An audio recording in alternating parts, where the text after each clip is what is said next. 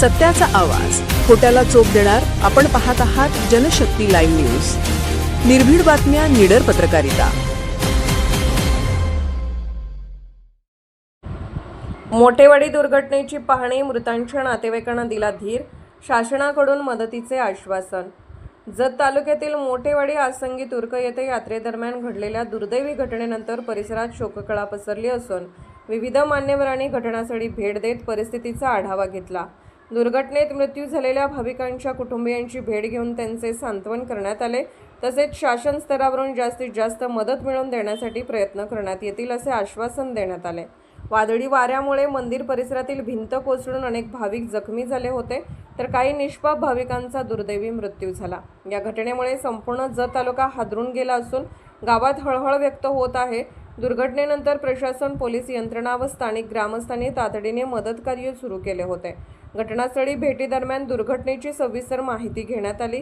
जखमींवर सुरू असलेल्या उपचारांची माहिती जाणून घेतली. तसेच मृतांच्या कुटुंबियांशी संवाद साधून त्यांना मानसिक आधार देण्यात आला.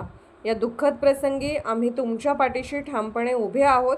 शासन स्तरावरून आर्थिक मदत, आवश्यक सुविधा व इतर सर्व सहकार्य मिळवून देण्यासाठी वरिष्ठ स्तरावर पाठपुरावा करू असे मान्यवरांनी सांगितले. यावेळी शिवसेना तालुका प्रमुख अंकुश वाळे यांच्यासह स्थानिक पदाधिकारी, ग्रामस्थ, सामाजिक कार्यकर्ते व विविध क्षेत्रातील मान्यवर उपस्थित होते. ग्रामस्थांनीही प्रशासनाने तात्काळ मदत जाहीर करून बाधित कुटुंबांना दिलासा द्यावा अशी मागणी केली. दुर्घटनेनंतर गावात शोकमय वातावरण निर्माण झाले असून मृत भाविकांना श्रद्धांजली अर्पण करण्यात येत आहे. अनेक सामाजिक संस्था व स्थानिक नागरिकांकडून मदतीचा हात पुढे करण्यात येत आहे. गावकऱ्यांनी भविष्यात अशा घटना टाळण्यासाठी यात्रास्थळी सुरक्षिततेच्या दृष्टीने भक्कम उपाययोजना करण्याची मागणी केली आहे.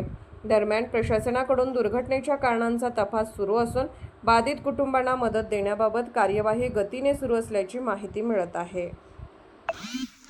आज सांगली जिल्ह्यातील आसंगी गावामध्ये मरगुबाई देवीच्या मंदिराच्या यात्रेनिमित्त आलेल्या भाविक भक्तांवर एक नैसर्गिक आपत्ती घडली आणि त्याच्यामध्ये 6 जणांचा मृत्यू झालेला आहे.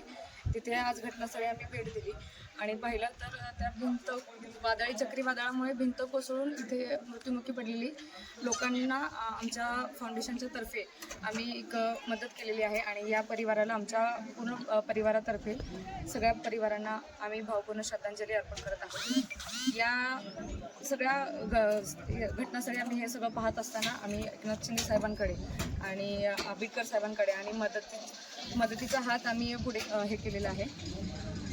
अपेक्षा आहे लवकरात लवकर या परिवाराला सरकारकडून मदत मिळावी आणि इथे पाहता हे सगळं दृश्य पाहून मनाला फार दुःख झालेलं आहे आणि खूप मनाला हे वाईट वाटणाऱ्या गोष्टी इथे घडलेल्या आहेत.